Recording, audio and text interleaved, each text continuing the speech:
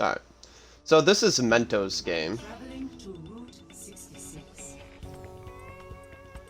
So let me read off what Mentos said. He plays Echo and some other stall stuff. Long game with big momentum shifts. Focus on canceling my flight to get it back too. Alright. So along with canceling flight, you also want to cancel beam if the person's over half HP.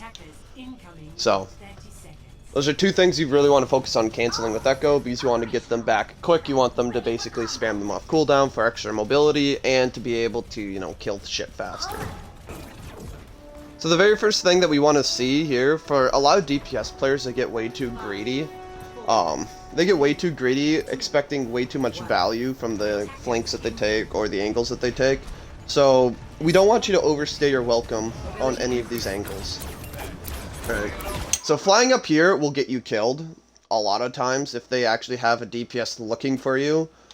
Because whenever you're doing this, just flying straight up in the air, like, you're extremely vulnerable. It's like you have zero natural cover, and if this McCree was good enough and actually wanted you dead, you'd have you dead, right? You're lucky that he can't aim, but flying up in the air just like that is not a good call, because if they would have had a pocketed Ashe, or a Widowmaker, or even the Kree should have killed you, you'd have been dead. You want to basically take smarter angles. So just, you want to basically do a little quick peek of where everyone's at, right? What composition they're running, who they have, and how they're running it, right? If they're on high ground, low ground, and for anyone who's a direct threat to you. The biggest threats are, like I said, Ashe, Widowmaker, and McCree are your biggest threats, right? And sometimes enemy echoes and tracers. But right now, you want to be scouting out what the other team has, so you don't want to be flying up in the air like that, because that leaves you super vulnerable. So a good place that you should scout from is right here, because right here you can get a nice view over everything, you can still spam, and then you can work your way up onto this high ground over here. Alright, let's just imagine this hog is on there, and even if he was here, you could still pressure him out, which would be perfect. So if you were able to work your way over to here and they're all holding low ground like that, that's amazing for you, because now you just get this high ground for free and you can spam down at them at your own will. A good thing with Echo is being able to create off angles, holding those off angles, and just getting prolonged value. The best way to get value with the DPS is just by literally staying alive. So the longer you're alive, the more damage you'll do, the more value you'll get. So if you take this off angle over here and just spam them out, one, it's going to get their attention. Two, it's going to draw their resources away from their tanks onto the backline that I'm hoping that you're shooting, instead of just mindlessly shooting into the tanks, because you don't want to be mindlessly shooting into the tanks, even though the medals look pretty, like, oh shoot, I have gold damage with 10,000. But wait, why do I only have 19 elims with 10,000 damage? That's never good. That just means you're spamming into the tanks way too much, and with DPS players are supposed to be getting picks. Right, they're supposed to be killing people. Tanks do a lot of the brunt damage, and DPS are out there just to try and get picks. So your entire objective is to try to kill the squishies, or if you see the Reinhardt weak, or him misusing his shield, and remember, with Beam takes out 200, Beam is 200 damage per second against anything that's half HP, right? From Bob to Reinhardt's shield to Reinhardt himself. So you can beam anything down that's half HP or lower. And you should be doing that. If your Reinhardt's trying to set up for a shatter and you guys are in good comms with each other, and you see the enemy Reinhardt just misusing his shield, beam into that shield, destroy that shield, give your Reinhardt an easy shatter. If you make your tank's life easy, they'll make your life easy by creating space. So don't think it's you versus your own tanks versus the other team. Think of it all as you guys are all on one team and you all are working together trying to accomplish the same goal. Right? So, that was a lot to digest within the first 10 seconds of this VOD. So, take off angles and don't spam tanks, bottom line. But I like your target selection here. Your target selection on the Ana is really good. Even though you swapped it over to Genji for a second, you shouldn't be switching between targets all the time. Just stay with one target.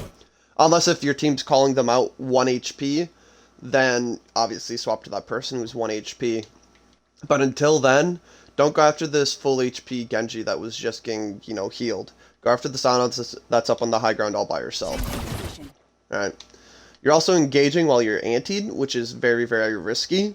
Because now, obviously, your team can't heal you, and you're kind of off on an island all by yourself.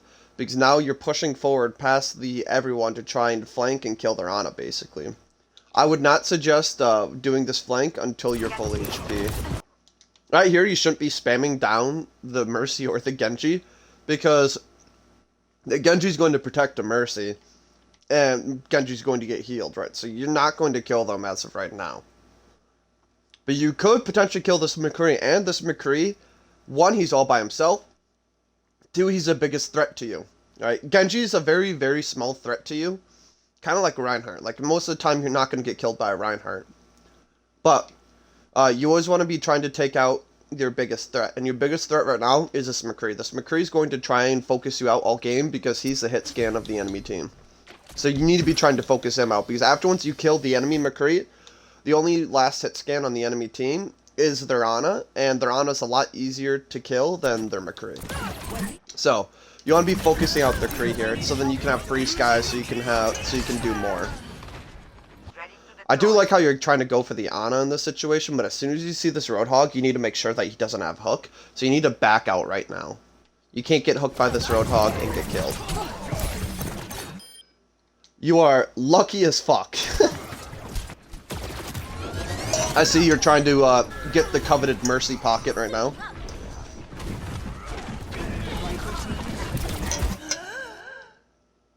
What are you doing here? This is a very, very, very, very terrible engage. 1, it's a Roadhog. 2, it's a Roadhog. 3, it's fucking Roadhog, bro. Alright? You flying into this room with this Roadhog is going to get you killed. 1, Roadhog has a shotgun. 2, Roadhog has a hook. 3, Roadhog has 600 HP plus a vape. Right? You will not win this 1v1 battle. Right? Unless if this Roadhog's absolutely terrible and you have a Mercy pocket, then maybe. But right now you don't have a Mercy pocket and you flew into this hog and you're going to die. So now they have a Widowmaker. Once again, you're just flying out into the open. Now they have a direct threat to you. And basically, most of their team counters you now. Hanzo's kind of a soft counter.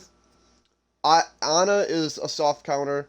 Widow's a little bit of a harder counter, and then BAP is a harder counter, right? So now you can't be flying up into the air like you have been, otherwise I'm expecting your deaths to shoot up way high this round, right?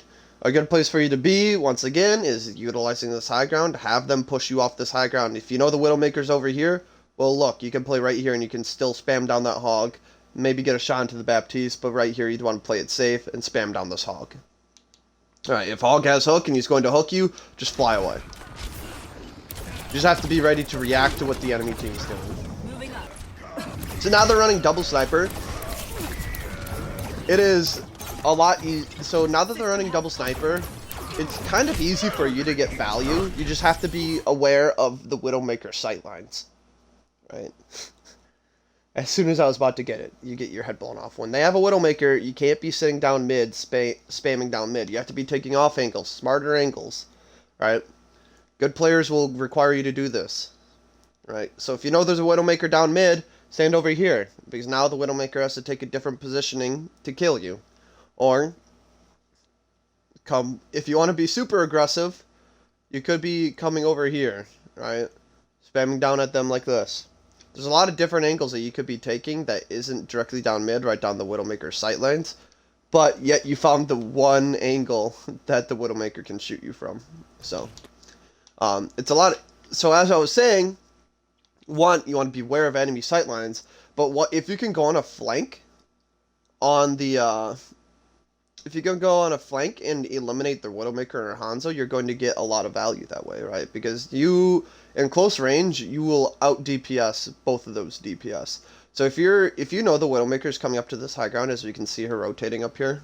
If we know that the Widowmaker's coming over there, what you want to do is basically what you want to dive bomb her. You can do the same approach with her and Hanzo. Just remember, AD strafe, don't just go in a straight line, because going in a straight line will get you killed. Any good Widowmaker or Hanzo will kill you. You always want to be AD strafing against hit scanner Hanzo. Alright. Literally against any character, not even just them. Literally against any character, you don't want to walk in a straight line because that's just super easy to hit you. AD strafe. So when you're flying over at this Widowmaker, right, and she's right around this corner, and let's just imagine she's right where this... What is that face? Alright. Cracks me up sometimes. Just say that Widowmaker is where that Hanzo's at. What you'd want to do is you want to fly up high, right, and start gliding down, come around this corner, and as soon as you see her, you want to throw out your stickies, and then once you throw out your stickies, you want to AD strafe coming down, spamming at her, and depending on how many shots you hit or whatever, then you want to beam her, right? And now you're all out of abilities, now you just need to sit here and wait, spam down whoever else is coming, blah blah blah, right? Rinse and repeat. Thank you, Doctor. Soldier's your biggest threat, you want to eliminate him first. Great job with the stickies and good beam, right? The soldier did a cardinal sin of just standing still. Soldier was literally a torp turret here, right? He was standing still shooting. You don't ever want to do that. You always want to be moving while you're shooting, otherwise you'll get easily eliminated like that. Also, another reason why you don't want to go in straight lines is because if you move in a straight line, it's a lot easier for people to shoot you. Right? So his cardinal sins as of right now are him. He's getting too greedy, not utilizing natural cover, not utilizing high ground, and not great copies, not great engagements. There's a lot wrong here. Not holding off angles, not diving the characters he should. He's getting better with his beam than sticky, but I don't know. There's a lot to be worked on here. This is high gold, low plat. This is high gold, low plat. Yeah, no, timing and patience is literally super fucking strong in this game. So you want to be spamming dynamite off cooldown, because you want to be farming Bob. Coming over here is extremely risky because you're out in the open. Just stay over here, my G. Just stay over here. Or come up over here with your hog. And over here you can get fat dynamites as well. But you don't want to just be out in the open like that. And don't leave high ground either. You see that they have a Bastion.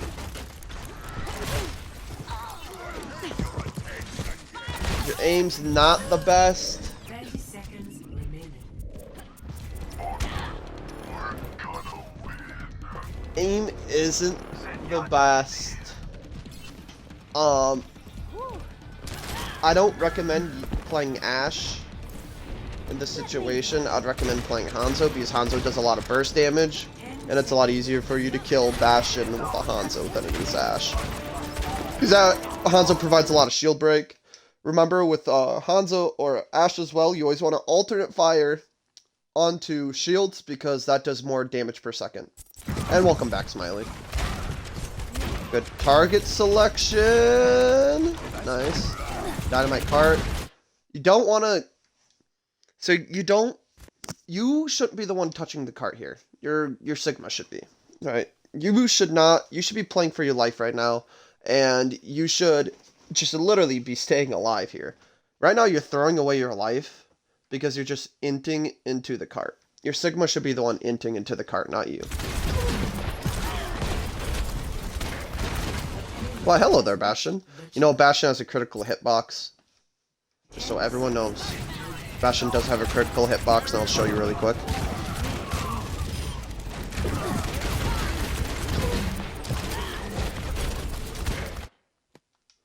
Right here. This little blue box right here. That's Bastion's critical hitbox. This little blue box right here. Shoot at it if you're behind him. Gets you big damage. Right? Throw Bob on the cart. Yep, you don't want to die right now. You need to aim for that blue hitbox. Take out Immortality Field first. And remember, when you're bobbing, you want to make sure Ana uses Sleep Dart before you use Bob. Otherwise, she's going to sleep it, and Bob's going to do literally nothing. Actually, right now, Bob's still providing value in the form of contesting cart. And here you should have shot at the Ana, not at the Bastion, because Ana was weak. Always shoot at the people who are weak first. Kill the weak people, and then go on to the other people. Even though it's Bastion, everyone's like, oh, I see Bastion, I must kill Bastion. Which is true, but if the Ana's one shot, kill the Ana. Good to be back. Right. I do subs first, and then I do everyone else. So if you're not subbed, you don't need to be subbed. I do non-subs all the time. But I do have a couple more subs to do first before I get into the normies. So if you type !Discord, it'll bring you up the Discord link, and then you can join that way, and then just submit it. So, things I'm going to tell you to work on. Work on positioning. We're mostly going to be focusing on Echo here. Work on positioning in the terms of taking off angles and not just flying straight up into the sky and hoping nobody shoots at you. Alright. You'll be using natural protection, cover, shields, all that other shenanigans. Utilizing high ground. You need to scout where the other team is and what they're doing and how they're doing it. And you need to be copying better people. And what else is there? There's one more thing. I can't think of it. When I get my PC, I'll be able to write this shit down on the screen. It'll be kind of cool. So, but the big thing, they're positioning. Oh, crosshair placement. And shooting what's in front of you, right? Crosshair placement. Anticipate where the enemy head hitboxes are going to be at, right? Always be placing your crosshairs over where the enemy's heads are going to be at. Always anticipate where their heads are going to be at. Shoot at that angle, right? Always shoot at that angle. And then shoot what's in front of you. There's a couple times you had enemies right in front of you, but you decide to spam an angle where nobody was coming from yet. So, yes. Alright. Any questions?